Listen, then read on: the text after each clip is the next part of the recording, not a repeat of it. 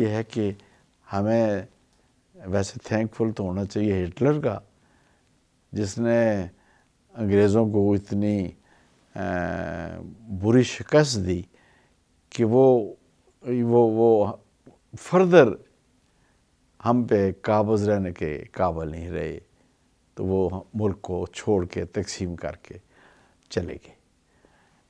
مگر یہ میں بتاتا چلوں کہ پاکستان نہ بنتا تو آج دیکھ لیں کشمیر میں کیا حال ہے۔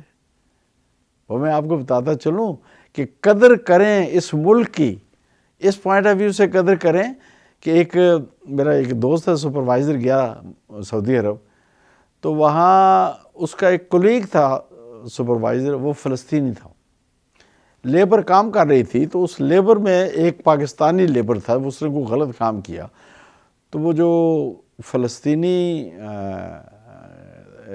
سپروائزر تھا نا، اس نے اس کو برا بھلا کہا اور اسے کہا کہ تیری عقل نہیں ہے، تنزیہ کہا کہ تو نے یہ کیا کام کیا ہے۔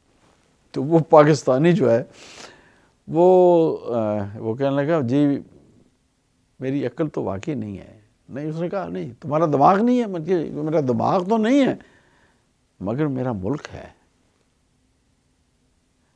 یہ اتنی بڑی بات اس فلسطینی نے وہیں رونا شروع کر دیا۔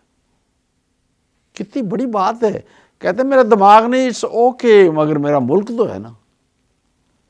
تو اس لیے اس ملک کی قدر ہم نہیں کریں گے تو کون قدر کرے گا؟